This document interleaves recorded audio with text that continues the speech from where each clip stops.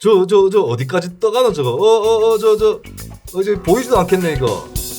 2019 파티 라이징 채널에 선정된 김수민의 뉴스 밑장. 막 뜬다. 네, 반갑습니다. 라이징 스타. 네, 라이징 스타. 네, 저희가 2019 팟빵 어워드에 신인상 그리고 시사부문 이렇게 노미네이트가 됐는데 여기 결과가 나오기 전에 파티에서 선빵 쳤어. 네. 선빵을 쳤던 파티가 라이징 채널로 선정이 됐어요. 네. 파티는 이제 좀 포퓰리즘적이지 않고 엘리트주의적으로 누가 심사위원들이 있었나? 모르겠어요. 저도 파티 업체 관계자한테 전화를 받고 발표되기 전날 선정됐다. 뉴스 밑장이 선정됐습니다. 전날 선정됐다고 나왔어요? 연락이 왔죠. 저한테. 우리한테 얘기하기로 내일 결과가 발표납니다라고만. 그렇죠. 내일 결과를 발표합니다. 그럼 이미 선정된 결과를 발표한다는 거죠. 그걸 우리한테는 나하고 이창원 대표한테는 안 전해줬네. 이야기해줬는데. 그냥 발표만 내일 난다고 했어요. 제작자 발표만 내일 난다. 그렇구나. 발표 내일 나는 거지. 우리가 받는다는 건 몰랐지. 그렇게 받아들였구나. 네.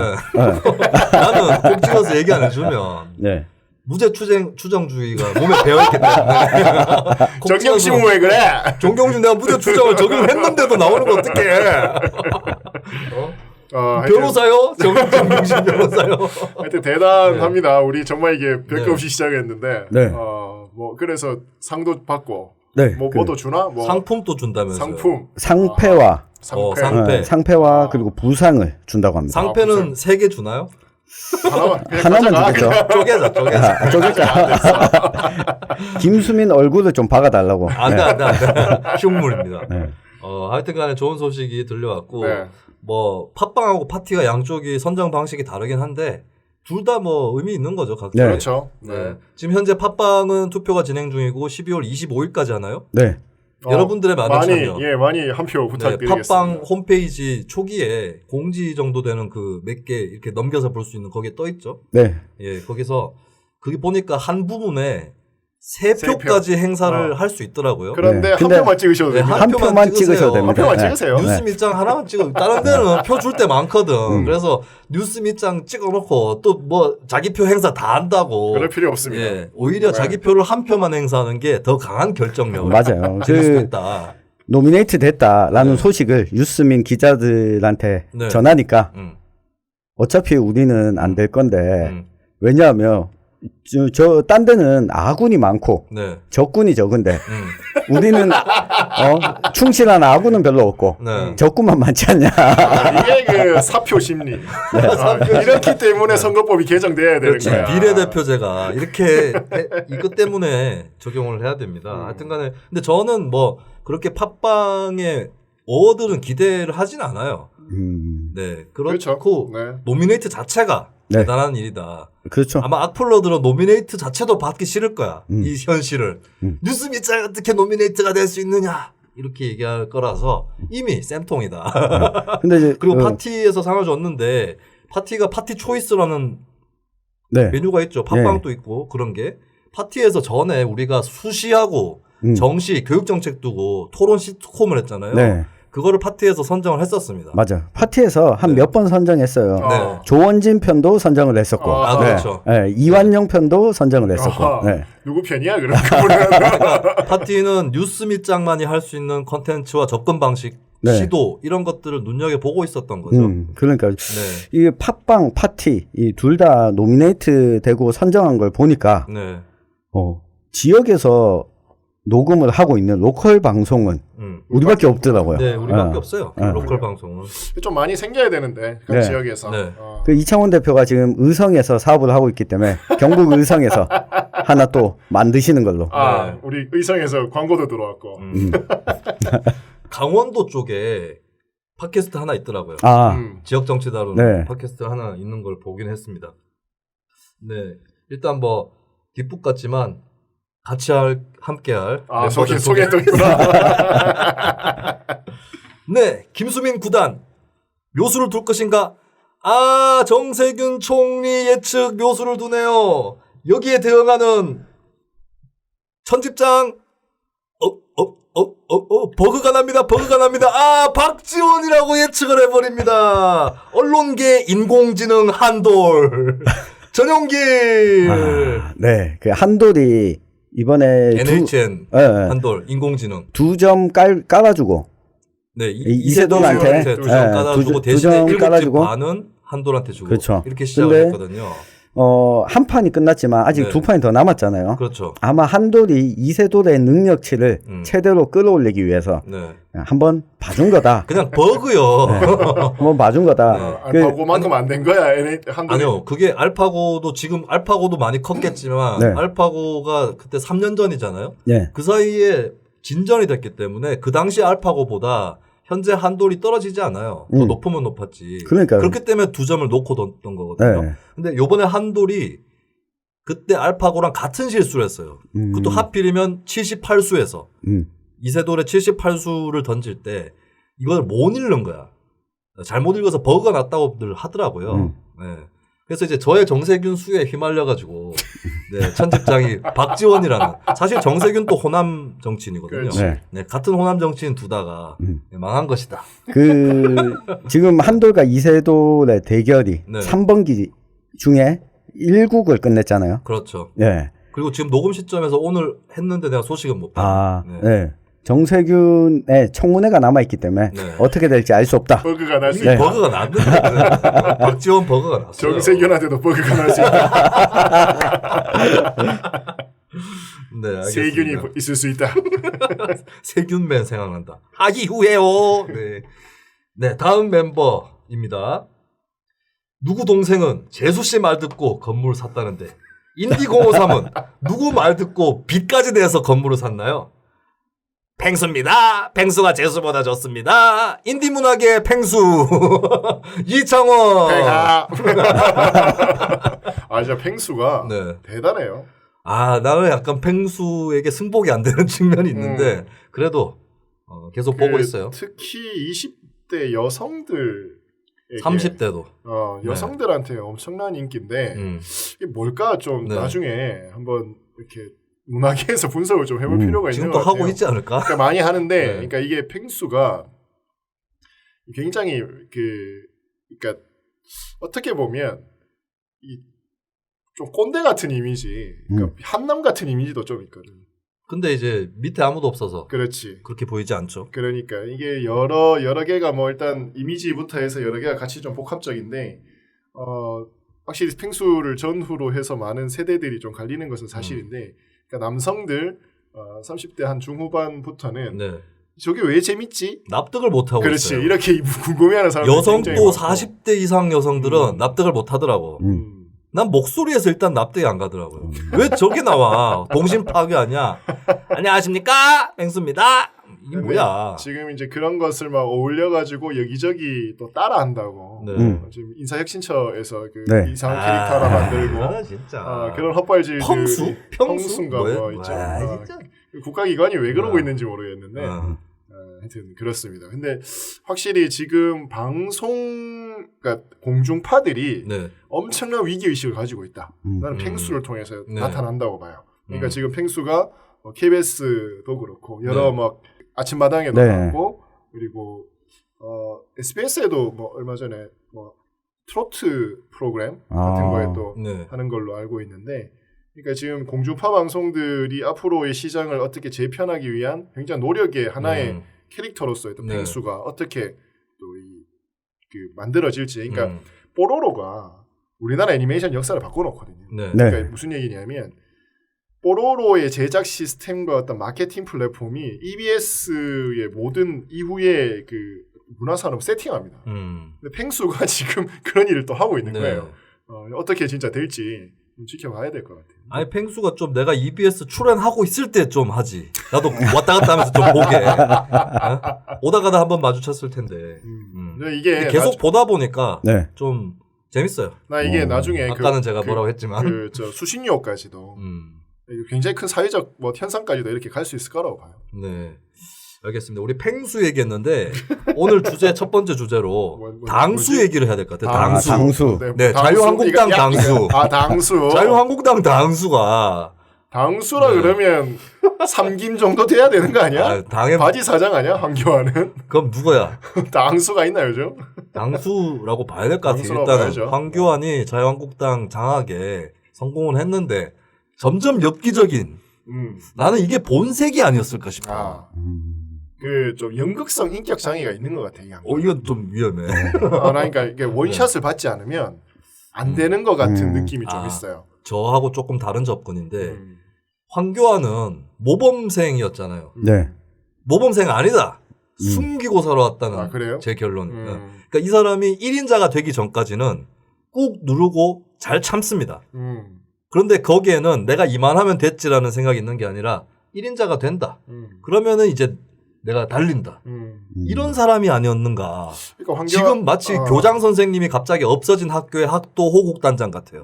원래 호국단장 출신이기도 했죠. 그렇죠. 고등학교 때. 그러니까 그 국무총리 때도 대통령 권한대행으로 명패 바꿔버리잖아. 그렇죠. 시계도 팠나?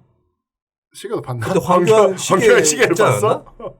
그러니까 이게 보통은 국무총리면 그냥 뭐 최규하나 뭐 이런 양반들 다 대통령 권한대행 이렇게 안 파잖아. 그냥 그렇죠. 국무총리로 있잖아요. 대통령 권한대행이란 직책이 없어요. 직책이 없죠. 헌법 법률에 어디 그런 게 있어. 그냥 그 업무가 대통령 권한대행인 거지. 뭐 그렇죠. 정확하게는 직무대행이지. 그러니까 직무대행이지. 차라리. 근데 꼭 굳이 대통령 권한대행이라고 하는 명패를 파고 이번에도 보면 이게 하여튼 나경원 앞서는 꼴을 못 본 거잖아. 그러니까 누가 내 앞에 이래 있는 꼴을 못 보는 거거든.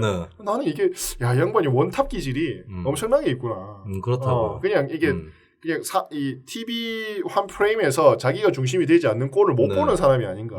나는 그렇게 좀 판단을 하고 있어요. 나는 단순히 나서기 좋아하고 중앙에 있어야 된다, 중심에 있어야 된다를 넘어서서 야심가했다 애초부터. 원래 모범생으로서 출세를 하다가 어쩌다 기회를 잡아서 하는 게 아니라 계속 벼르고 살아왔던 게 아닌가. 그리고 거기에다가 신앙이라든지 이런 것까지 다 어우러져서 본색이 드러난 게 아닌가 싶어요. 아니 사실 황교안에 대해서는 황교안이 박근혜 탄핵 국면 때도 대선 주자 지지율이 뭐 3자구도 이렇게 가상 대결을 해보면 많이 나왔어요. 황교안이 박근혜 지지율보다 훨씬 많이 나왔어요. 그 말인즉슨 박근혜 싫어하는 사람 중에서도 황교안을 지지한 사람이 있었다는 거거든. 그 비결이 뭐냐? 안정적으로 보인다. 이거였거든. 근데 그 황교안이 아니야. 지금 우리가 보고 있는 것은.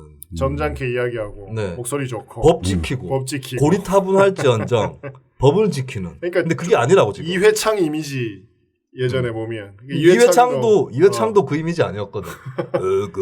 뭐 중앙일보 동아일보 기자한테 좀 마음에 안 드는 기사 썼다고 욕하고 그 창자를 뽑아버리겠어. 이랬고 그리고 좀 말을 은근히 오히려 노무현보다 이회창이 더 거칠었어요. 그렇죠. 당수는 내려치는 맛 아닙니까 하면서 김영주님께서 후원금을 5,900원. 후원금을 내리치셨어요. 근데 지난 편에 3,900원도 있고 5,900원은 뭡니까? 그 딸 이거 뭡니까 이거? 뭐 세금 덜 내나? 아니 저는 조금 다르게 보는데, 그러니까 황교안 대표가 본래 본성 지금 이러한 본성을 가지고 있었던 게 아니라 지금 본인의 모범생 이미지를 탈피하기 위해서 이걸 애쓰고 있고 어느 정도 연극을 하고 있다. 본인 옷에 본인 몸에 어울리지 않는 옷을 입고 그러면 이 옷을 누구한테 빌려왔는가? 라고 놓고 보면 홍준표. 진짜로? 네. 파카를. 그러니까 뭐 좀 좋은 거 입지. 홍준표가 입던 옷을 왜 입어? 두꺼운 파카만 입고 나오던데. 난 홍준표보다 황교안 훨씬 위험하다고 봐요. 그러니까 연기 아니다 나는. 그러니까 홍준표가 저렇게 하는 걸 보면서 특히 홍준표는 공부는 잘했지만 정말 바닥을 요즘 말로 치면 흑수저. 그렇죠. 바닥 생활을 다 하고 살았던 그 검사 생활하면서도 홍준표는 조폭을 두드려 잡으러 다니던 그런 검사였잖아요. 그러니까 홍준표라는 잠재적인 경쟁자가 하는 스타일을 보고 내가 저것보다 좀 더 세게 나가야 되겠다. 그러다 보니까 이 홍준표가 하는 행동들보다 말보다 더 치고 나가는 약간은 어설프게. 예를 들면 홍준표 같으면 국회에 난입하고 나서 이 지지자들 국회에 난입하고 나서 여기서 홍준표 스타일은 가라앉히는 스타일이었을 거예요. 내가 홍준표는 그 정도가 아니라 난입 못하게 해요. 그렇지. 근데 대놓고 못하게 하는 게 아니라 피리 부는 사나이처럼 앞에 나타나서 연설하다가 슬 돌아가게 만들어 자기 따라서. 그러니까 자기가 중심에 서고 자기가 정리하는 모양새. 사실 태극기 부대가 많이 약화됐어요. 그게 홍준표 때문입니다. 홍준표가 지난 대선 때 태극기 부대 끌고 다녔거든. 그 진짜 웃긴 게 이거 태극기 부대가 홍준표한테 속은 건데 홍준표가 선거 연설을 해요. 대선 후보 때.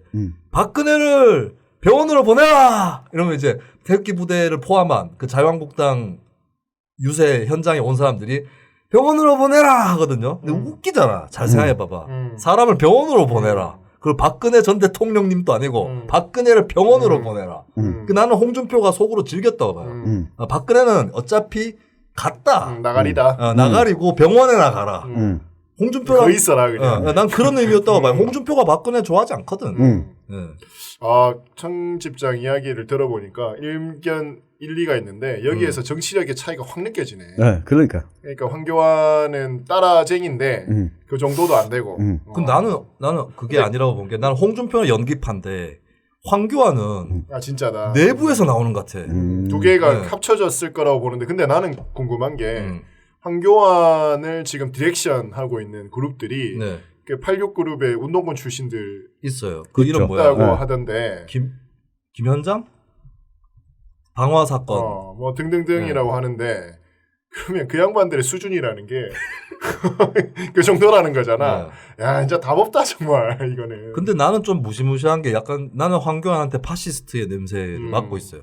물론 나는 우리 사회가 황교안 정도의 인물을 따라서 파시즘으로 갈 거라고 보진 않습니다. 가더라도 다른 사람이 나올 거예요.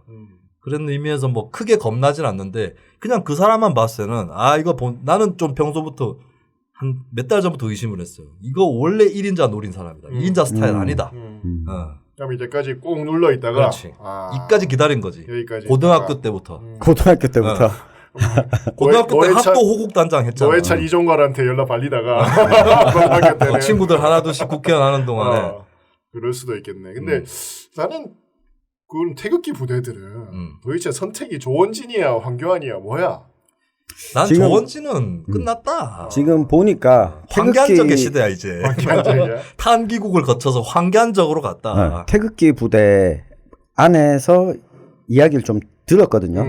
최근 들어서 태극기 부대가 크게 세 갈래로 갈라졌다. 여기서 또 분파됩니까? NLPD 뭐 CNO나 정강훈 목사 쪽으로 간 정강훈 팀들도 있다. 기독팀. 기독자유당 창당이 총선을 앞두고 이게 분할을 하고 있다고 하더라고요. 그러니까 한쪽은 자유한국당 쪽으로 간 팀. 그리고 남아 있는 조원진 사수파. 우리공화당. 사수파. 근데 이걸 보면서 소위 이제 그 사구체 논쟁할 때 NLPD 논쟁은 뭐 이론을 가지고 논쟁을 했다고 하지만 정작 몇 년 뒤에 실생활에 대학 안에 운동권 사인에 들어와 보면 누구와 친한가? 그렇죠. 그리고 어떤 목표를 향해서 싸우는데 전술적으로 차이가 나면 노선이 갈라지게 되는. 지금 딱 태극기 부대가 한 3개 정도 갈라진 걸 보면 총선을 앞두고 선택하는 전술적 차이로 갈라진 거죠. 이게 이제 87년 대통령 선거 때 후보 단일화파, 비판적 지지파, 민중 후보파 요거 차이가 있는 거죠. 그러면 이제 이스라엘하고 미국하고 한국하고 나뉘는 거네. 기독교하고 뭐 자유한국당 가고 일장기도 이제 나오고 막 나갈리는 거네. 올림픽이야. 그래도 일장기는 안 나오겠지. 나왔나 이미? 아니요, 안 나왔습니다. 안 나왔나? 일장기가 나온 적은 없어요. 말로 이제 주옥순 이런 사람들이 아베 총리님 죄송합니다. 뭐 이건 나왔는데 지금까지 나온 깃발이 이제 성조기 이스라엘기 나왔고요. 그렇죠. 브라질기 나왔어. 브라질기 왜 나왔어? 왜 잘 모르겠어. 그게 룰라 빨갱인데 왜 그래? 태극기 집회 현장 취재를 가본 사람들이면 알 수 있어요. 브라질 사람이 나왔나? 아니요. 그거 그냥 망국기가 망국기를 가지고 나와서 그 중에 이제 브라질 국기도 있었던 거예요. 근데 브라질기가 크게 있지 않았나요? 그것만? 그래요? 이런 얘기하는 사람도 있던데 그냥 멋 모르고 브라질 사람이 와가지고 브라질기 들었다는. 무슨 축구하는 줄 알고. 잘 모르겠어요 나도. 그 이스라엘기까지는 왜 나온지는 알겠어. 뭐 무슨 생각으로. 근데 브라질기부터는 포스트 모던하게. 그래서 내가 그때 예언하기로를 한 가지 더 나오면 싱가포르 깃발 나올 수 있다. 박정희주의자들이 싱가포르의 리콴유를 높게 사거든. 네. 그리고 싱가포르 민주주의 아니잖아요. 네. 권위주의적이니까. 아니면 중국 깃발 나올 수도 그건 있죠. 안 나올 거라고 봤어요. 영국 깃발 나오는 거 아니야? 나는 중국 깃발은 결국에 안 나올 거다. 네. 미중 무역 전쟁에 지금 미국, 중국을 둘 다 들고 뭐 세계 평화를. 그거 모르고 이게 마오쩌둥 얼굴을 들고 나올 수도 있지 않을까. 탱크로 밀어버리자. 박정희, 박근혜 지지자들이 마오쩌둥을 좋아하진 않는구나. 등소평을 좋아해. 아니 그래서 왜 우리나라 국회 앞에서 그 성조기는 왜 흔들었는가? 역사적으로 한미동맹을 추구하겠죠. 아니 그러니까 이게 역사적으로 엄청 길이 남을 만한 저는 퍼포먼스였지 않나. 그러니까 이게 무슨 그 조선 시대 때 이렇게 보면 명나라 군대를 막 환영을 했을 거잖아. 임진왜란 때 이런 때 보면 거의 그 정도 수준의 정치 멘탈리티를 아직도 가지고 있는 사람들인 것 같아. 아니 그러니까. 뭐 침입한 것까지도 생각을 합시다. 뭐 민주노총도 침입을 하니까 뭐 하여튼 뭐 벌 받아야지. 똑같이 김명환 구속영장 발부해 놓고. 그러니까 침입까지는 이해하는데 거기서 성조기는 나 왜 흔드는지 이해가 안 돼. 근데 그분들이 필수 아이템으로 들고 다녀요. 성조기를. 박상준님께서 몸에 들어오고 다닌다니까. 박상준님께서 브라질도 여성 대통령 탄핵돼서 그런가. 이거 일리 있습니다. 이 정도의 정치적 그런 얘기도 있긴 했었어요. 이 정도의 정치적 식견이면 인정. 근데 그 대통령은 좌파였어요. 그래도 좌파까지도 그냥 아우를 수 있는 건가? 조원진이라면 약간 그런 생각을 할 수도 있겠다. 조원진이 은근히 좌우의 그 구분을 중요하게 생각 안 해요. 조원진이 미워하는 건 자유한국당 같은 사이비 우파들이지. 좌파를 싫어하지 않아. 그러니까 천집장한테 새벽 3시까지 술 마셔주는 거야. 그러니까 그냥 야인 시대 스타일이지. 그 시절 맞아. 뭐 이런 그냥 거. 그 시절의 의리파. 그러니까 그냥 내가 태어났고 제 양반이 내 형님인데 그냥 형님인 거야 끝까지. 뭐 어찌 됐건 간에 그냥 형님. 그래서 형님. 이 조원진 의원이 여론조사 돌리면 20% 이상 나오는 이유가 20% 이상 나와요? 네, 그 지난 10월에 영남일보 CBS 여론조사를 돌렸을 때 조원진 의원이 22%에서 25%까지 나왔거든요. 우리공화당 정당 지지율이 5% 정도인데 이 원인을 한번 생각해봤어요. 그러니까 처음에는 저 자유한국당으로 뭉쳐야 되는데 왜 저러지? 라고 있다가 시간이 지나도 지금 2년이 넘었잖아요. 2년 넘는 동안 한결같이 하고 있으니까 야 그래도 전반은 의리 하나는 진짜 있네. 그렇지. 한번 믿어봐도 되겠다. 라고 하는 걸 총선까지 끌고 갈 것 같아요. 그러니까 동네 어르신들이 특히 이제 경상도권 어르신들이 그런 거 좋아해요. 장세동이 인기 있는 걸 보면 그런 거였거든. 조금 닮았다. 동글동글하게. 장세동하고 조원진하고. 그러니까 그 노태우의 인기가 급격하게 떨어지고 전두환이 그래도 인기가 있는 이유가 노태우에겐 장세동이 없다. 그렇지. 그러니까 혼자 먹지 않고 너나 먹고 그러고 이 의리 있는 사람들 끝까지 형님 이런 조폭 같은 이미지 마인드 그런 거를 좋아하는 양반들이 아직 있지. 맞아. 꼰대들이. 근데 나는 이번에 보면서 황교안 가지고 총선까지 갈 수 있을까? 나는 결국에는 가게 됐다고 봐요. 그래요? 그것 때문에? 네, 왜냐면 이게 사실 몇 달 전만 해도 내가 자유한국당이나 보수진영 사람들 만나봐도 무슨 얘기가 나왔느냐. 황교안은 끝난다. 자기들이 봐도. 연말에 비대위가 들어선다. 비대위 간다. 비대위원장 찾아야 된다. 얘기하고 있어요. 김종인이 어떠냐. 내가 얘기를 해주니까 반색을 하면서 시도해봐야겠다. 비대위 전문. 히딩크야. 그 정도였는데 지금은 황교안이 갈 것 같아요. 어쨌든 총선 결과를 떠나서 총선까지는. 이렇게 된 이상. 그리고 지금 내가 뭐 요 얘기도 한번 해보죠. 대구 경북에서는 황교안이 대거 물갈이 한다. 이 얘기를 들었어요, 내가. 대구 경북에서는 물갈이를 할 수밖에 없고. 그러니까 박근혜가 남긴 흔적들을 황교안 입장에서는 제거해야 되잖아요. 제거하고 본인이 1인자가 되려면 이 깃발을 다시 꽂아야 되고, 그러니까 본인 따라올 사람들 명확하게 찍은 것 같아요. 근데 그 중에 2명이 확실하게 살아남을 것 같은 사람이 또 박근혜가 꽂은 사람들이야. 추경호, 곽상도. 곽상도. 네. 그렇지만 이 둘은 다 검찰 출신이잖아요. 그렇죠. 네. 그러니까 이것이 황교안이 인재를 선택하는 풀의 1순위일 수밖에 없다. 네. 이렇게 보여주고 나머지 지역구들은 좀 혁신적인 자유한국당 입장에서 보면 혁신적인 공천을 할 가능성이 높다. 근데 문제는 거기까지 가기 전에 이미지 너무 구려지고 있어요. 이렇게 돼가지고. 그러니까. 그 황교안 정도면 굳이 그렇게 강경투쟁 안 해도 되긴 한데. 근데 그래도 딸리나 봐. 앞만 봐도 네. 이 강경투쟁을 벌인 시기를 보니까 홍준표의 길을 꺾어 놓겠다. 홍준표를 의식한 것이다. 네, 홍준표를 좀 의식한 것이다.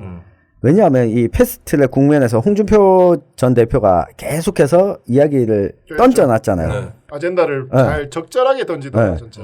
그러니까 선거법은 절대 막아야 되고 그 공수처는 주자. 둘 중에 하나를 선택한다면 선거제도를 막는 것이 중요하다. 그리고 이걸 못한다면 국회의원직 총사퇴를 던져라. 그리고 내년 출마하지 않겠다. 법안 통과되기 전에. 보이콧, 총선 보이콧이. 그러니까 이런 아젠다를 계속 던지니까 여론의 주목은 홍준표를 향해 갔죠. 그러니까 자유한국당이 움직이는 걸음들이 홍준표가 심어놓은 표시 줄을 따라서 오는 것처럼 흘러가고 있던 타이밍에 황교안 대표가 이렇게 치고 나오니까 홍준표 전 대표의 목소리가 줄어들었어요. 근데 그래가지고 황교안이 얻는 게 있나? 그냥 주목도 일단 당 장악은 하고 있다고 봐야 되거든요. 일단 집토끼부터 딱 가둬놓고 시작하겠다. 이게 사실 황교안이 겨냥하는 건 여권이 아니라 정부가 아니라 당 내에 자기한테 개길 수 있는 사람들이에요. 네, 그런 의미에서는 황교안 장악력은 좀 더 커지지 않았나. 근데 이제 이번 사건은 좀 그런 의미에서도 더 큰 게 엄청난 일이 벌어진 거거든요. 이게 그러니까. 국회 역사에서. 네. 이거는 나는 단순한 전략으로만 해석할 수 없는 황교안의 본색, 광장 본색. 알고 봤더니 모범생이 아니었다는 거. 네, 그런 생각을 연병장 스타일. 군대도 안 갔는데. 네, 국을 왼쪽에 받고. 네. 죄송합니다. 네. BMW F1 파워님께서 추경호가 검찰요 이렇게 하셨는데 추경호는 저기죠 기재부 관료 그렇죠. 출신이고 이름 자체가 추경이잖아. 네. 웃는다. 내 코드야. 이름 자체가 추경이잖아. 그러니까 황교안이 얻는 게 있을까라고 보면 황교안이 만년 야당에서 뭐 국회의원 몇 석 해가지고 자기 정치할 사람이 아닌데 왜 저럴까? 난 이게 잘 모르겠더라고요. 어차피 지금 문재인 정부가 절반을 넘어왔잖아요. 그 절반 넘어선 시점에 연차로 치면 4년 차에 총선이 벌어지잖아요. 다음 대선까지 시간적으로는 좀 남아 있다. 그러니까 총선에서 엄청난 대패를 하지 않는 다음에야 민주당한테 일당자를 내주더라도 본인의 대권 후보 자리를 공고히 하는 게 황교안 대표는 더 중요하다. 그러니까 만약에 대패를 하게 되면 그러니까 태극기 부대나 이쪽 세력들로부터도 지지를 못 받고 바른미래당 유승민계로부터도 지지를 못 받고 쪼그라들어 있으면 새로운 투수가 등판할 여지가 생기지만 어느 한쪽을 강하게 지고 가고 지금 이 황교안 사태로 제일 서글픈 사람이 두 사람이에요. 누군데요? 조원진과 홍준표. 조원진의 심리 안전을 너무 살펴. 심리 경호를 우리 형이 얼마나 슬플까 이러면서 또 소주 한잔 하죠 집에서. 나의 모든 사랑이 노래 들으면서. 내가 왜 물어봤냐면 황교안이 그래도 민부론 같은 걸 내면서 나름 대안을 그러니까 정책 대안으로 터닝하려고 하는 시점이 있었어요. 그렇죠. 그랬는데 이게 안 따라줬잖아. 근데 나름 그러니까 야당 대표로서 그러니까 특히 정치 초년병으로서 나름의 어떤 이미지를 세팅하는 과정들이 지난 몇 달이었다고 나는 생각을 하는데 이제는 몇 번 시도를 해보다가 완전히 그냥 동네에서 말 안 듣는 깡패 역할 같은 걸로 자기를 그냥 포지셔닝 하는 것 같은데 머리도 짧게 깎아겠다. 그러니까 생각나는 게 황교안 하면 당식 삭발 뭐 이런 이미지가 이제 떠오르는 거예요. 정책적인 민부론 이런 거는 그냥 까맣게 다 사람들이 잊혀지고 있거든. 근데 이 전략은 대통령 혹은 큰 정치를 하는 사람들의 전략치고는 너무 웃긴 것 같은 거야. 나는 이게 맞냐? 원래 멘탈리티였다는 거지. 사람이 변한 게 아니다. 아, 그렇기 때문에. 네. 그리고 이 사람의 꿈은 대통령도 아니고 영도자 같은 거야. 아예. 피러. 구원자, 메시아. 뭐 거기까지는 모르겠지만 어쨌든 간에 짱 그냥 씨발 뭐 대통령 이런 거 떠나서 무조건 짱. 그래서 그러니까 지금 전략은 칩토끼 단속에서 한 20석 내지 30석 가지고 있는 정당의 대빵 전략인 것 같은 거지. 아, 지금 전략. 그러니까 그래서 천년만년 그냥 자기 정치인 하면서 그 콩고물 얻어먹으면서 꾸준히 생계형 정치인으로 나가고자 하는 전략을 지금 취하고 있는 것 같아서 이해가 잘 안 돼요, 이 양반. 내가 한 가지 짚히는 거 있는데 요즘에 좀 굉장히 뒤숭숭한 사건들이 정부에서 일어나고 있잖아요. 네. 여러 가지 의혹들이. 황교안이 문재인 정부가 곧 무너질 거라고 판단하는 건 아닌가. 그걸 대비해서 자기가 문재인 나머지에서 넘버1 먹어야겠다. 일단. 그리고 이게 안철수 황교안이 지금 갈리고 있는 부분이 안철수 지금 국내 안 들어오잖아요. 많은 사람들이 얼마 전에 유시민 씨도 안철수는 들어올 타이밍이 됐다. 얘기를 하고 그거는 정치 공식에 비춰보면 거의 동의할 거예요. 나도 예언을 했다니까. 안철수 12월 21일 날 들어온다고. 지금 얼마 안 남았어. 근데 안 들어오는 걸 봤을 때 안철수는 타이밍을 또 다르게 보고 있는 거 아닌가. 예. 근데 하여튼 황교안은 뭔가 계시를 받았어. 황교안이 버그가 생겨야 안철수가 바이러스를 먹어야 잡으러 들어오는 거지. 안철수는 총선 끝나고 들어올 것 같아요. 나는 그렇진 않을 거라고. 그러니까 바미당이 총선이 잘 될 것 같으면 내비둬도 그러면 안 들어올 수도 있어요. 근데 그렇지는 않을 것 같은데 지금 수준이 바미당이. 바미당은 그때까지 당이 존재할지 있을지 당은 존재해요. 그거는 지금까지 워낙에 많은 평론가들이 양당 체제로 그냥 복귀된다고 얘기했는데 그건 아니요. 지금 나온 거는. 그렇기 때문에 가긴 갈 거예요. 근데 어떤 모습일까? 제3지대라는 게, 중간지대라는 게. 그 부분 남아있는 건데 어쨌든 간에 좀 그런 생각이 들고 그리고 이제 아까 전에 뭔 얘기하다가 내리꽂기? 내가 대화를 틀어야 되는데 까먹었어요. 놓쳤어. MC가? 도영이네 사과 없나? 오늘은 끝나버렸나? 도영이네 사과도? 대구 지역, 대구 경북 지역 총선. 그러니까 박근혜가 꽂은 사람을 제거할 거다. 근데 이 얘기로 좀 넘어가 봅시다. 박근혜가 꽂은 사람들에 대한 폭로가 나왔어요. 이번에 신동하 1월호에 발간이 될 거고 인터넷에 얼마 전 공개가 됐습니다. 어젠가 공개가 돼서 메인 포탈 메인에도 올라갔었어요. 이 글을 쓰신 분이 장성철 씨라고 김무성 의원 보좌관이었습니다. 그리고 이미 책을 한번 냈고 어느 정도 친박에서 뭐 어쩌고저쩌고 한 거를 그때 폭로를 했는데 이번에 신동하를 통해서 자세하게 얘기를 했어요. 지난 공천 과정? 그 몇 가지는 이미 드러난 부분도 있는데 이번에 나온 것 중에 하나가 비례대표를 몇 명 꽂았는데 그 사람들이 누구다라는 것이 드러났죠. 그 사람들이 누구였느냐? 김현아. 약간 의외의 인물 김현아 있었고요. 신보라.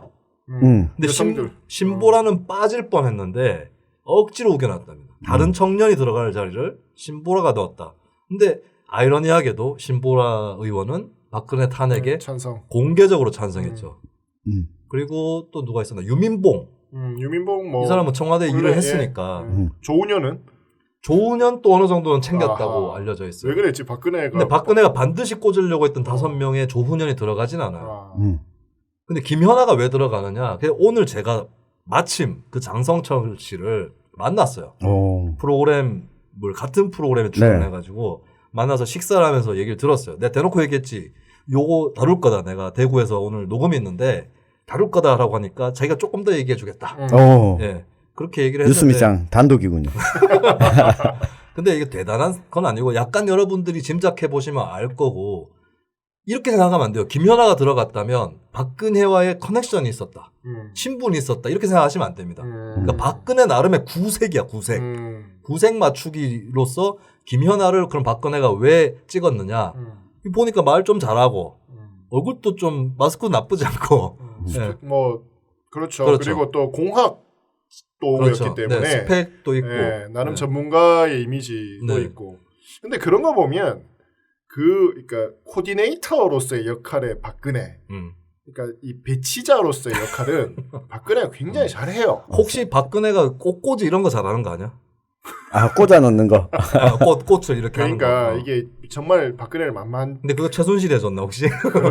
누가 최순실 또 디자인 감각이 괜찮거든. 그러니까 이게 스토리와 디자인이 괜찮은 그걸 잘 알아요. 박근혜가 아주 영리한데 나는 이자스민 꽂을 때 보면 그러니까 배치 감각이 굉장히 좋다 이 양반. 그리고 스포츠도 이번에도 조은현이 들어가잖아. 보통은 이제 그러니까 문화계 일반에 바둑이라고 하는 장르는 스포츠에서도 굉장히 밑장르고. 밑장르요? 그러니까 밑장르지. 그러니까 보통 이제 대한체육회 중심으로 문화체육관광부에서 관할하는 여러 이 컨텐츠들 중에 바둑은 이렇게 주류 장르 마이너리티다. 그렇죠. 보통 이제 거의 뭐 예술계, 문화계에 고정한 꽂을 때 생각하면 돼요. 그러니까 예술이거나 스포츠거나 뭐 이렇게 가는데 바둑은 뭐 조은현을 꼽길래 이 양반은 진짜 뭔가 있다. 그러니까 자기들의 팬층이 원하는 무언가를 굉장히 잘하는 사람이다라고 생각을 했었거든. 그러니까 조은현이 어떤 커리어라고 하는 게 결국에는 그 5, 60대 이상의 남성들의 어떤 니즈 이런 것들을 만족시켜주는 거였거든요. 그러니까 코디네이터로서의 역할은 박근혜가 굉장히 좋았다. 그리고 또 조언해주는 것을 박근혜도 한때는 어떨 때는 조언하면 잘 받을 때가 있어요.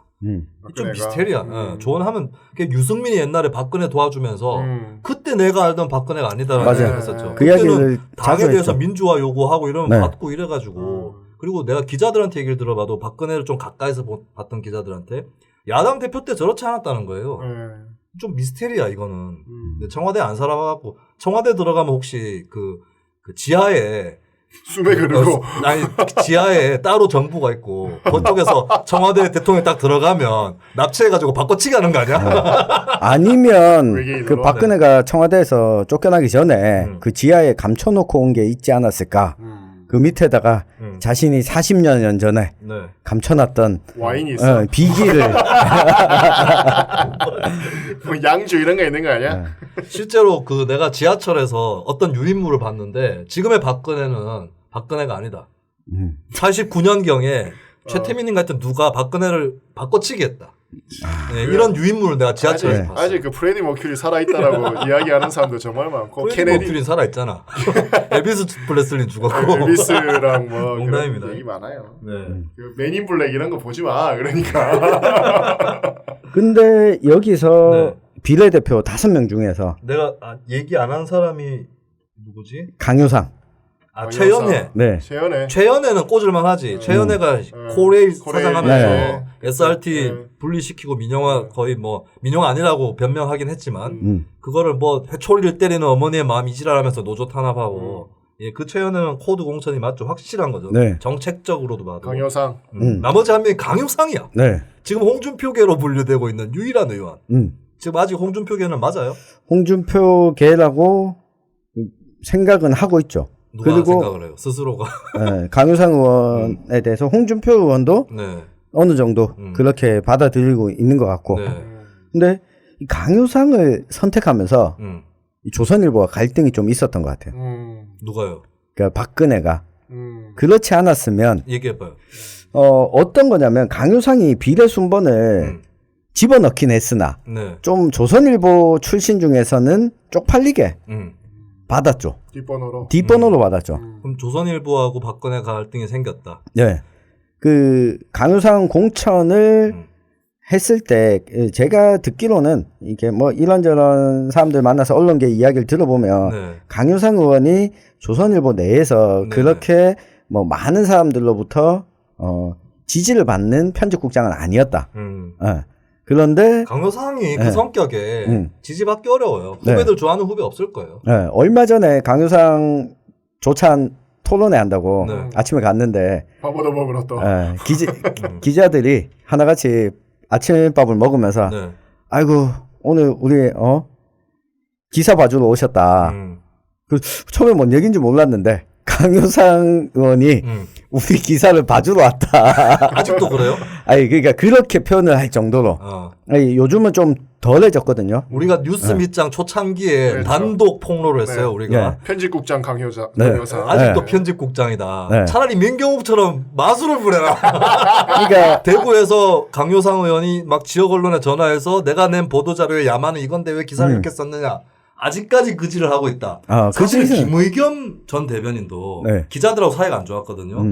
요새는 오히려 기자들이 고민정 대변인과 더 안 좋으려나. 근데 김의겸 전 대변인이 왜 또 사이가 안 좋았냐면 본인이 언론인 출신이잖아요. 데스크처럼 구는 거야. 그래서 언론인 출신 대변인 시키면 안 돼요. 맞아요. 자기의 지금 현재의 직분을 잃어버려요. 잊어버린다고. 강효상 의원은 그렇게 지적하던 것들은 지역구에 내려와서 활동하면서 이제 많이 바뀌었습니다. 그래도 바뀌었다. 이제는 지적 안 한다. 지적은 안 하는데 자꾸 이렇게 대담을 하면서 이거는 오프 더 레코드입니다. 이걸 한 3번 보통은 이야기 다 하고 그 이야기했던 거 그거는 좀 기사시키지 말아달라 이렇게 이야기하는데 본인이 말하기 전에 이건 오프 더 레코드입니다 하고 이야기 다 하고 오프는 여기부터 여기까지였습니다. 보도 지침 주는 거야? 그럴 거면 집에 가서 나처럼 내가 그거 에피소드 한 편씩 일주일에 한 번 녹음하잖아요. 그렇게 해라 잘라가지고. 그래서 오프 더 레코드 했는 거 그만만 까봐요.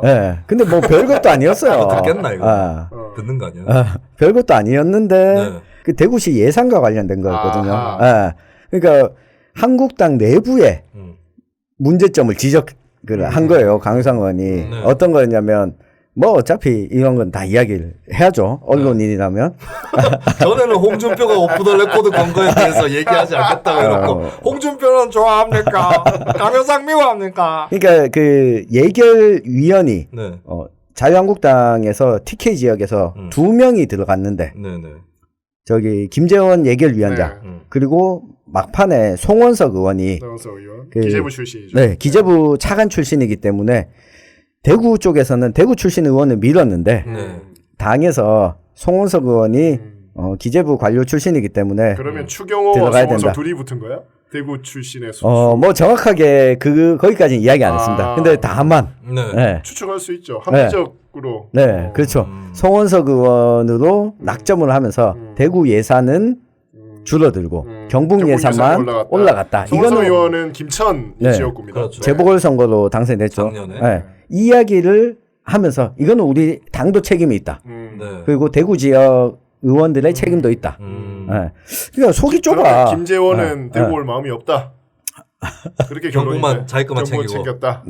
뭐 그렇게 된 거네. 아니면 이런 거 아니야? 내가 내 것만 챙기는 거 봤지. 그러니까 나를 대구에 공천시켜주면 대구 거 챙겨줄게. 공천시켜봐. 이런 거 그럴 수도 있어요. 김재원이. 근데 이 얘기도 나오더라. 잠깐 조금 다른 얘기인데 김재원 날릴 거다. 황교안이.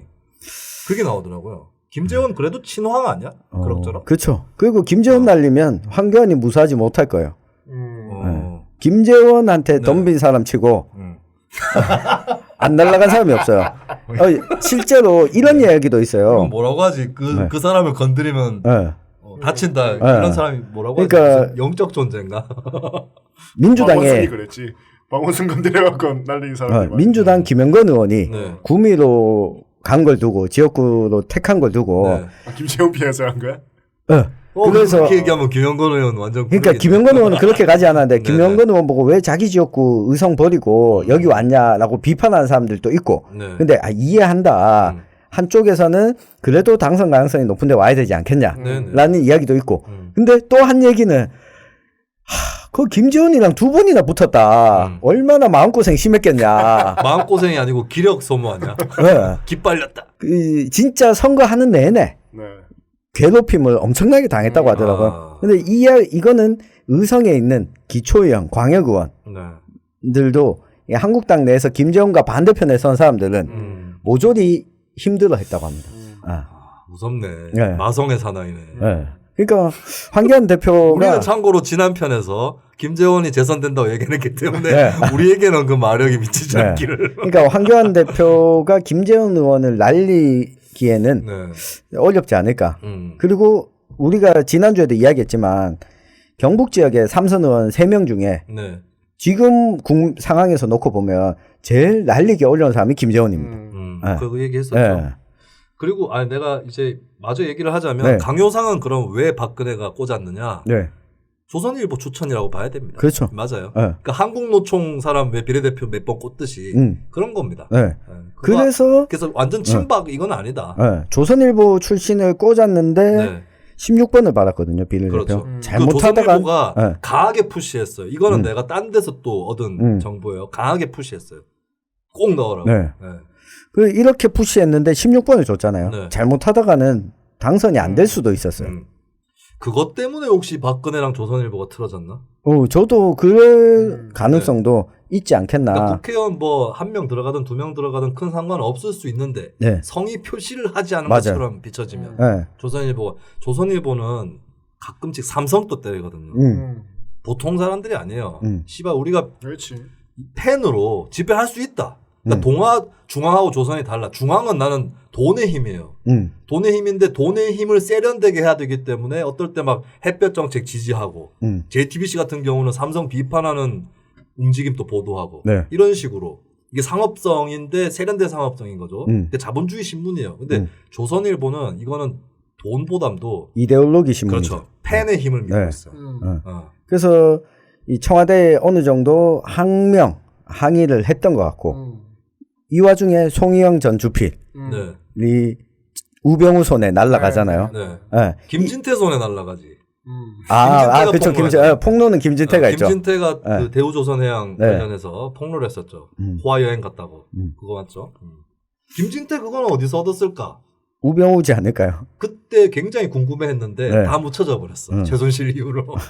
국정원 소스일 거다 이런 얘기도 많이 있었죠. 하여튼 지극끼리 대단하다. 높은 놈들은 지극끼리 진짜 피곤하게 산다. 그러니까 저도 궁금해서 제가 국정원에 정보공개 청구를 했거든요. 뭐에 대해서? 저와 관련된 정보에 대해서. 나를 조사한 게 있느냐? 나도 했거든. 공개 안 한다고 답변이 왔어. 저도 공개 안 한다고. 새끼들이. 그래서 이거 그냥 안 했다고 해. 내가 뭐라고 했겠어 사찰을. 투명 사회를 위한 정보공개센터. 나도 그거 보고 했어. 그거 보고 있는데 이렇게 하면 줄 거라고 했는데 안 했어. 안 줬어. 투명 사회 정보공개센터 김예찬 씨에게 따져 물어야 될 것 같아요. 우리 방송에도 한번 출연하기로 했는데. 그러니까 왠지 없다고 하면 되는데. 그러니까. 이거 안 준다고 하니까 갖고 있는 것 같잖아요. 약 올리는 거야. 옛날에 왜 그 통신사에 요청해서 어느 기관에서 나를 조회했는가 그거 막 찾아보고 있었잖아요. 그렇죠. 그때 뭐 나왔어요? 해봤어요? 저는 3군데 나왔는데 대구지방경찰청 그리고 경찰청 국가정보원. 국정원 나왔어? 천집장에? 언론이니까 있을 수 있지. 근데 아마 그때 나온 거는 저 한상균 전 위원장 구속될 때 제가 종종 통화를 했던 사람이 같이 구속됐던 구미 출신의 배아무개 활동가와 통화했던 내역 때문에 나도 거기랑 통화할 만한데 좀 아는 사이인데 잘 아는 사이인데 안 나왔어요 국정원. 이게 그때 우리가 활동가들이 막 많이 했었잖아요 조회를. 이상한 게 약간 신인급들이 국정원한테 한번 받고 베테랑급들이 꼴랑 경찰서 2건 나도 경찰서 난 베테랑이라고 생각 안 하지만 그래서 옛날에 뒤져봤나? 그 나는 시급도 했는데 의원이니까 경찰은 뒤질만 하지. 경찰들은 근데 일상 정보 보고를 하니까 그게 시점이나 이런 걸 감안했을 때 저를 비롯한 많은 사람들이 백남기 농민이 쓰러졌던 민중 총궐기 때문에 조회당한 것 같아요. 다른 게 아니라 나도 서울 올라가고 난 다음 총궐기 시점이었어. 가지도 않았는데. 그러니까 여기는 그거 이유겠지. 아마 언론이나 뭐 일단 그 일상 정보 보고들을 늘 하잖아요. 그러니까 신문에 혹은 소위 말 지역 사회에 나름 좀 이런 사람들은 어떻게 동향들 파악들을 지금 나름대로 하고 있더라고. 동향 파악 얘기 나왔으니까 전화도 오고 한 번씩. 동향 파악 얘기도 나왔고 이제 박근혜 청와대 공천 개입 의혹이 아니라 뭐 어느 정도 증언이 나온 건데 요번 청와대도 지금 일단 얘기가 나오고 있어요. 이게 사건이 어디까지 번질지 모르겠는데 저는 김기현 관련 사건보다 유재수 사건이 더 심각하다고 봤어요. 이건 무마라면 김기현 건은 좀 복잡해요. 조국 걸려 있어서 그런 거 아니야? 개인적인 둘 다 조국이 걸려 있어. 둘 다 조국이 걸려 있어요. 김기현도 조국이야. 민정수석실. 그리고 근데 이걸 파다가 보니까 울산시장 선거에 일단은 제일 가벼운 거 대통령이 송철호 울산시장에게 나가라고 권유를 했다. 임종석 전 비서실장을 통해서. 뭐 그럴 수는 있죠. 근데 나는 이거는 문제 아니야. 근데 그렇지. 이것도 문제라고 생각할 국민이 많아졌을 거예요. 왜냐하면 어느샌가 당정 분리라는 문화가 정착되면서 대통령은 공천에 개입하면 안 된다. 아예. 개입이 아니라 뭐 아니 개인적으로 오랜 인연을 갖고 있는 사람인데 네. 출마해 보는 게 어떻겠냐. 그것도 공천 개입은 맞는데 나쁜 개입이라고 볼 수는 없거든. 그렇죠. 출마를 권유하는 거죠. 그렇죠. 근데 지금 잘못한 분위기가 이것까지도 문제를 삼게 생겼어요. 왜냐하면 이게 우리가 정치적인 원칙, 도덕적인 원칙들을 확실하게 못 박은 거야 지금. 그래서 좀 이상한데 싶으면 공격하는 거예요. 네. 그리고 이제 한쪽에서는 상대가 한 거에 대해서 좀 과격하다기보다는 뭐라고 해야 되지? 좀 엄격하게 적용을 했는데 네. 그 잣대가 나한테 오면은 또 이런 현상들이 계속 벌어지는 거거든.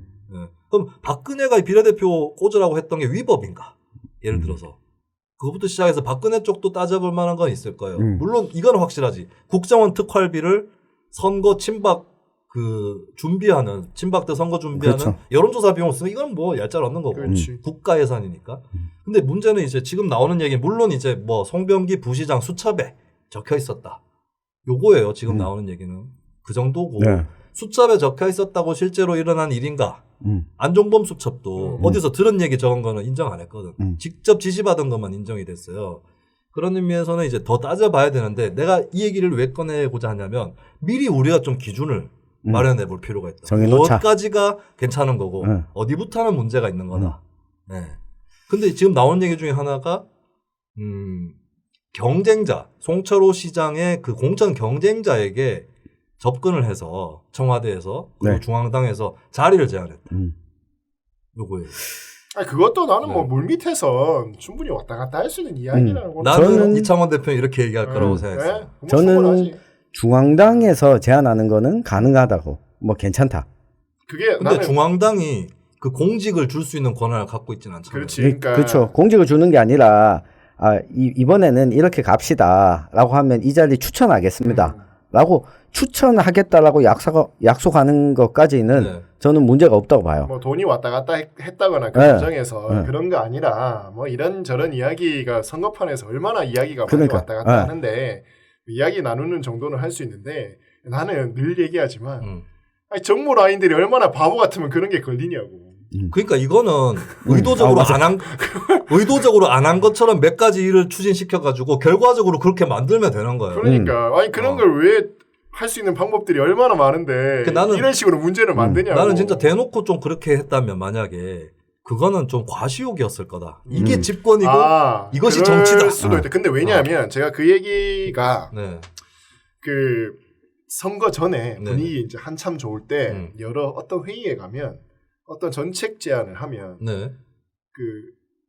제가 직접 한 건 아니라 저도 이제 제가 제안한 정책을 들고 간 분이 저한테 했던 얘기인데요. 네. 그거는 우리가 정권 잡고 합시다. 라는 얘기를 그 회의에서 계속 했대. 그러니까 입마늘이 벌써 붕 떠 있었던 거야. 그러니까 내가 그걸 보면서 어떤 느낌이었냐면 좋댔다. 그러니까 86대 그때부터 내가 86대 씨야 또 작살나는 거 아닌가? 네. 그런 생각을 했었는데 그게 이제 조국 뭐 이러면서 온 거잖아요. 그러니까 과시욕. 그거는 분명히 있었다고. 그러니까 그게 아니면 되게 용의주도하게 해서 우연히 그렇게 된 것처럼 해버릴 수도 있거든. 이게 왜 걸리냐고. 저는 이번에 그 뉴스를 보면서 너무 화가 났어요. 화가 난 게 그러니까 이게 문제가 있다 이런 게 아니라 야, 저 울산 선거까지도 이렇게 청와대와 당에서 신경을 썼는데 그렇지. 대구 경북 선거는 대구 경북은 그렇지 않잖아. 울산하고 좀 다르잖아. 야, 진짜 너무한 거 아닌가? 송철호 시장이야 뭐 대통령 2명하고 같이 일했던 사람인데 동업자였는데. 근데 나는 좀 이게 이상한 게 송철호 시장은 민주당 계열 주자 중에 가장 경쟁력 있는 사람이에요. 그렇죠. 네. 근데 공천 과정에서 그렇게 나섰어야 했나? 근데 청와대가? 그러니까 알아서 긴 것도 나는 있을 거라고 봐. 왜냐하면 대통령하고 가장 인연이 깊은 사람이잖아요. 네. 그러다 보니까 그 부분도 있었을 거고 그리고 여러 가지 뭐 울산이라고 하는 이 지역의 어떤 이 상징성 같은 것들도 저는 있었으리라고 봅니다. 근데 지금 굳이 단수 공천을 줘야 했고 경선 부처도 이기는 거 아니야? 근데 지금 하여튼 울산이 지금 난리거든. 그 김현철 남구청장이죠. 나라 부속됐고. 네. 지금 민주당이 이번에 다 쓸었잖아요. 울산도 그렇죠. 5개 군을 민주당이 다 쓸었는데. 다 쓸었나? 네, 다 쓸었어요. 네, 다 쓸었는데 지금 계속 이게 정가가 이 모양이니까 동네 분위기가 개판이에요. 보면 울산 가보면 이게 뭘 어떻게 할 수가 없는 지금 상황으로. 송병기 부시장에다가 그렇죠. 지금 검경 갈등 엄청 심각하고 개판이 됐고. 그리고 난 좀 납득이 안 가는 건 어쨌든 근데 공천 절차가 있잖아요. 네. 거기 따르면 되는 거 아니야? 따라도 뭐 이겼을 것 같은데 왜 굳이 그렇게 물론 또 그 상대방 경쟁하다가 뭐 오사카 총영상 또 나왔어요. 드루킹한테 제안했다. 오사카 총영사가 뭔 자리예요? 그게 좀 가까워서 그런가 봐요. 가깝기도 하고 돈벌이에 먹을 게 많아서 일본어 하는 사람이 많나? 도쿄는 또 아니니까 그러니까 약간은 어렵잖아. 비껴나 있고. 그러니까 일본의 대사가 쪽 업무 중에서는 그나마 조금 여론에서 비껴나 있으면서도 살기에는 적당한 도시. 그게 오사카. 오사카 총영사 뭐 그래 좋길래. 나중에 대통령 되면 나 그거 시켜줘. 내가 대통령 되면 바로 개헌해가지고 놀러 다닐까 나는.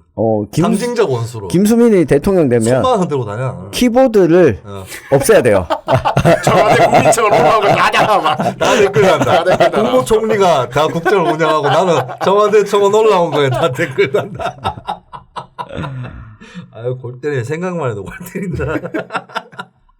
그 더 심각한 거. 그러니까 지금 얘기 드리는 건 사실 다 완전 사실이다 이건 아닙니다. 그러니까 이름 임동호. 요새 이름이 너무 많이 등장해가지고 미치겠네. 그 당시에 더불어민주당에서 그 각 지역의 시당 위원장, 시도당 위원장들이 돌아가면서 최고위원을 했거든요.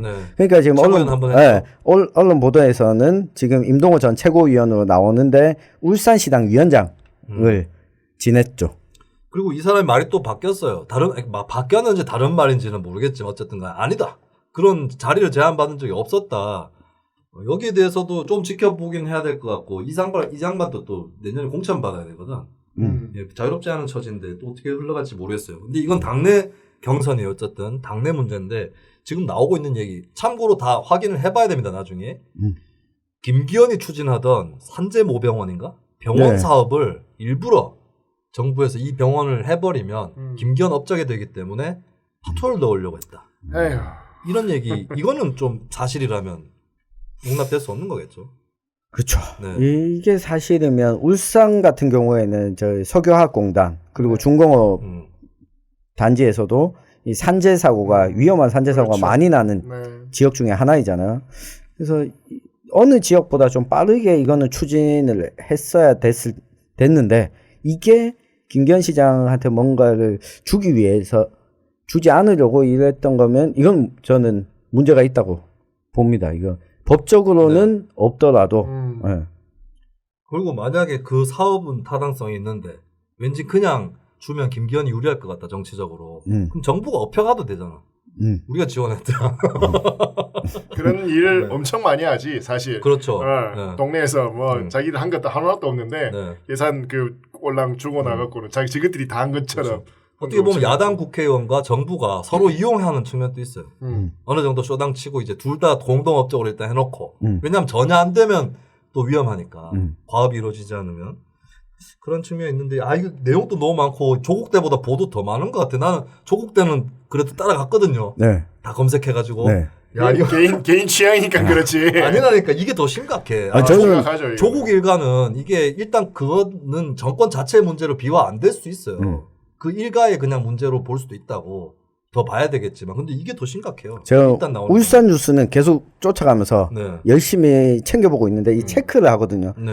야, 우리 현 정부가 얼마나 그 대구 경북에 무관심한가를 비교하면서 아니 여기는 경합이 안 이루어지니까 일단 제껴놓은 거지. 아니죠. 그 딴 것보다 이 정도로 송철 시장을 미는 거였으면 김부겸 의원을 당시 행정안전부 행안부 장관하고 있던 김부겸 의원을 적극적으로 대구에 출마를 권유하거나 전화 왔나 보다.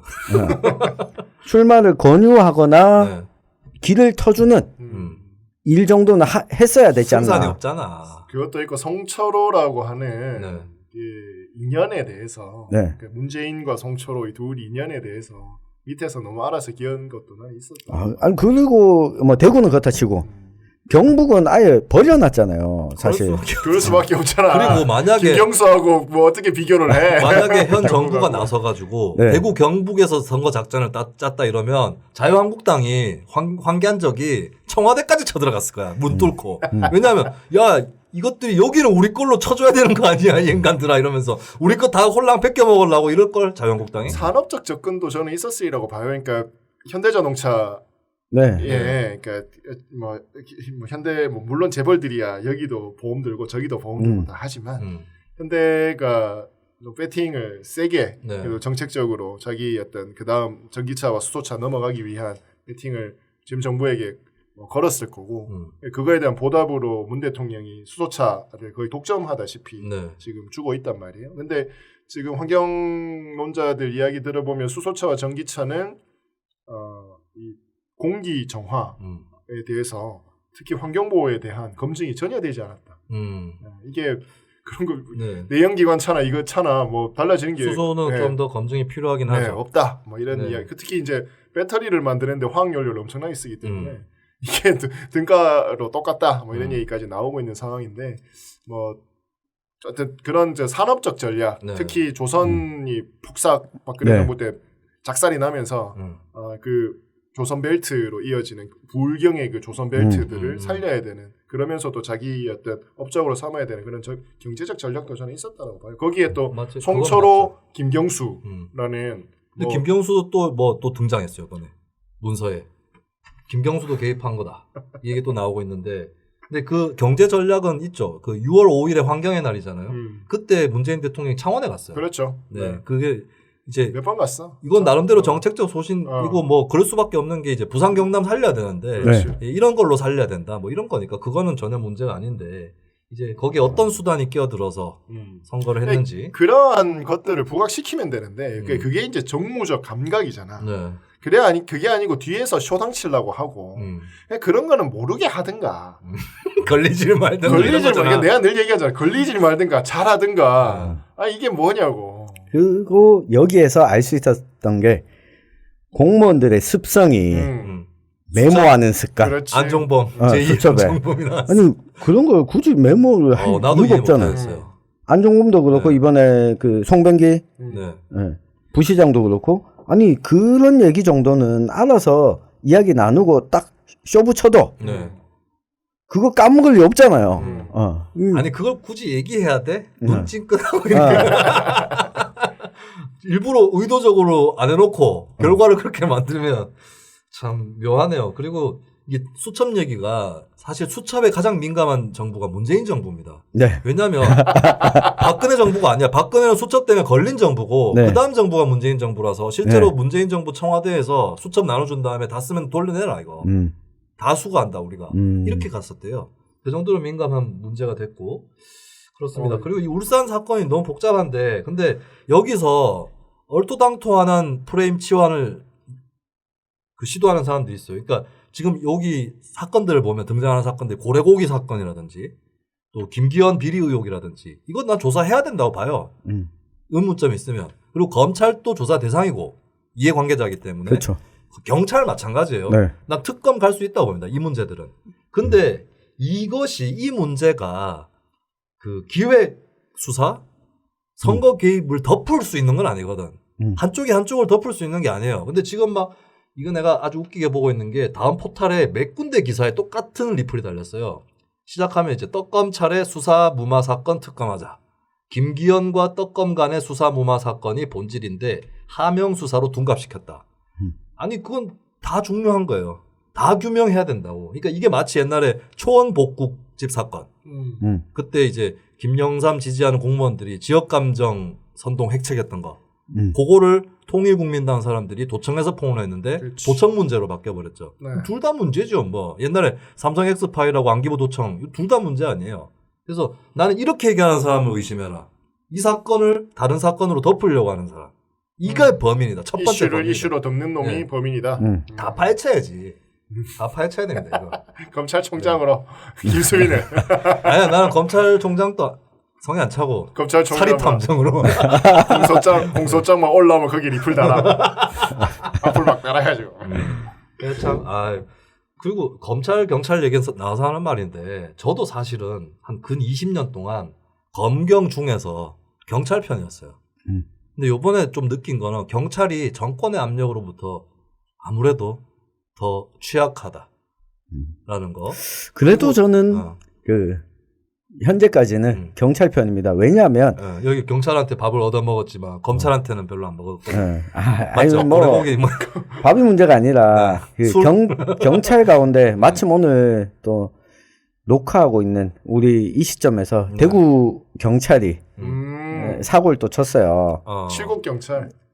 아니 대구 경찰인데 칠곡에 가서 사고를 쳤죠. 네. 근데 경찰이 사고 치는 뉴스가 종종 최근 들어서 많이 나오고 있어요. 네.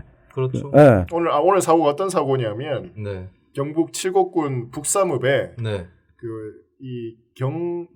경위가 50대 경위인데 여자친구 집에 갔는데 40대 후반의 남성이 속옷을 입고 있어서 그 사람을 찔러버렸어. 그 살인 미수죄로 입건이 되고 직위해제를 바로 당한 사건이에요. 그래서 어쨌든 이 경찰의 행동은 저는 당연히 비난받아야 되고 비판받아야 되지만 문제게 하려고 하는 거예요. 그래서 그러니까 경찰이 사고 친다. 경찰이 사고 친 것들이 많은데 경찰이 10만 명이에요. 그러니까 많죠, 사람이. 보도가 되는 것도 경찰은 기자들도 경찰을 잘 괴롭히죠. 그렇지. 경찰의 정보는 금방 나옵니다. 경찰이 잘못하는 것은. 그렇죠. 한편으로는 경찰은 권력기관으로부터도 좀 약하지만 시민이나 여론의 견제를 많이 받는 집단이죠. 늘 시민들과 스킨십을 해야 되니까. 그래서 나도 그런 논리를 갖고 있었고 근데 이제 사실 오히려 검찰 문제가 한 10년 전부터 노 전 대통령 때부터 특히 많이 제기됐잖아요. 근데 사실 그 사이에 우리가 경찰에 대해서 약간 방심한 건 있어요. 그러니까 나는 경찰도 옛날보다 많이 좋아졌다고 봅니다. 왜 조현호 이런 사람들 경찰 검찰 나는 수준이 거기서 거기라고 봐. 이게 맞아요. 거기서 거기라서 둘 다 잘못한 거 있으면 해결해야 되는 거지. 그렇죠. 지금 뭔가 검찰 개혁 얘기하는 사람들이 경찰은 그렇지 않다고 생각하는 바 아니라고 그거는. 그리고 실제로 서민들은 경찰의 피해를 더 많이 받고 맞아요. 이런 것들을 감안해야 된다. 둘 다 수준이 그 모양이니까 둘 다 그 모양이지. 같이 키워야지 수준. 그리고 그래도 국정원이 더 나쁘지. 국정원 더 나쁘고. 요즘 국정원 직원들이 할 일이 없다고 합니다. 아니야. 할 일 없을 때 또 사고 치고. 특히 국내 정보 수집하던 팀들이 할 일이 없어가지고 조금 젊은 사람들은 이 외국어도 대고 하는 사람들은 외국으로 이 발령이 나서 나가는데 지금 50대인데 국내 정보만 수집하던 그 산업 정보 말고 소위 말하는 이제 공안 정보들을 수집하는 국정원 직원들이 정말 할 일이 없어졌다고 합니다. 나는 가장 큰 문제 권력기관 중에 삼성 라이온즈에 취직시키면 안 돼. 좋은 선수들 좀 데려오게. 정보망을 가동해가지고 삼성 뭐해 국정원 취직시켜 그냥. 그러다가 같은 활동을 하고 있던 모사드 CIA와 충돌하는 수가 있습니다. 나는 민정수석실 전에 한 에피소드에서 얘기했지만 민정수석실이 제일 문제라고 봐요. 이거 없애야 되는데 내 생각은 그래요. 민정수석실을 없애는 대신에 저건 필요할 것 같아요. 이번 정부에서도 여전히 드러난 문제 중에 하나가 그 청와대 관계자들에 대한 인사검증이 제대로 이루어지지 않은 부분. 원래는 그거 하라고 민정수석실이 있는 거잖아요. 원래는 민정수석실 박정희가 삼선기업 밀어붙이려고 만든 거예요. 그렇지만 실제 업무들은 주요 업무 중에 하나는 이 대통령과 대통령 주변의 친인척들. 근데 인사검증 인사수석이 원래 1차라고 봐야 되겠죠. 어쨌든 이 기능을 저는 축소하고 대상을 딱 찍어서 한정해 놓고 업무를 해야 된다. 지금 민정수석실 업무는 인사검증뿐만 아니라 다른 이게 첩보들 들어오는 것까지 다 하잖아요. 그거는 사실 경찰이 해야죠. 그렇죠. 근데 경찰도 좀 걱정인 건 이제 정보경찰 문제. 이것도 좀 걱정이긴 합니다만은 이건 있지. 그래도 국정원에 비해서 문민 통제가 좀 더 쉽다. 여론을 신경 많이 쓴다 경찰. 진짜 신경을 많이 써요 진짜 경찰. 많이 써요. 좀 약간 과민해. 내가 2003, 4년에 전경 근무했었거든요. 네. 경찰에 공적이 있어. MBC. MBC 때문에 돌려고 하더라고. 파출소 경찰까지도. 네. 저희 MBC는 도대체 우리를 왜 못 잡아먹은 사람들이냐. 그래서 경찰들이 MBC 엄청 싫더라고요. 약간. 그래, MBC 살아있을 때다. 그때 한창 MBC 칼 잘 들 때. 네. 거의 뭐라고 해야 되나. 윤석열 한동훈급일 때. 검찰로 치면. 하여튼 그런 건데, 하여튼 오늘 울산 선거 얘기하다가 네. 여러 얘기를 하게 됐고, 문재인 정부도 좀 골치 아파진 게 직권남용 이 문제가 박근혜 정권에 적용이 되면서 조금 어떻게 보면 폭넓게 적용된 측면도 없지 않거든요. 이게 문재인 정부를 괴롭힐 수도 있다. 네. 앞으로 좀 험난한 정국이 어쨌든 예상돼요. 네, 맞습니다. 어디까지 진실인지는 제가 아까 말씀드렸지만 아직까지 확정할 수 있는 게 많지는 않지만 특히 총선 결과 네. 중요할 거고요. 내년 또 경제 전망이 굉장히 또 제각각이에요. 굉장히 장밋빛으로 전망하는 사람들도 있고 네. 트럼프 재선 여부에 따라서 버블이 하루아침에 또 꺼질 거다. 지금 네. 미국이 뭐 최고치를 계속 경신하고 있고 우리나라가 그나마 이 다른 나라들 경기 안 좋은 거에 비해서 버틸 수 있는 이유가 미국이 저 정도 올라가 주니까 이 정도까지도 버티는데 그것까지 무너진다라고 하면 정말 걷잡을 수 없을 정도로 네. 침체기 또 들어갈 수도 있는데 다만 굉장히 좋게 전망하는 사람들의 어떤 그 전망치는 한 코스피가 한 2,500까지도 갈 수 있다 정도거든요. 네. 그렇게 된다라고 하면 후반기 만약에 총선에서 이기고 경제가 뭐 나름의 이 지금 박스권을 좀 벗어나서 그래도 성장률이 한 2%대로 간다 이상으로 간다라고 하면 문정부의 후반기도 좀 안정적으로 뒷받침될 수 있겠죠. 지금 부동산이 올해 개박살 지금 났잖아 서울이. 네. 그러면서 이 우리가 항상 이게 정쟁만 보다 보니까 이게 문제가 있는데 경제들을 봐야 되거든요. 진짜 밑바닥 민심들은 어떻게 움직이는가가 경제 지표에서 딱 나오기 때문에 여기에서 이제까지 3년 동안 해왔던 경제 정책들의 결과물들이 이제 내년 되면 본격화될 겁니다. 네, 본격화되면서 이게 어떤 결과를 낳아줄 것이냐가 문재인 정부 앞으로 후반기에 일단 여기까지 하고 네. 이제 지역 이슈로 네. 넘어가도록 하겠습니다. 동네 이슈.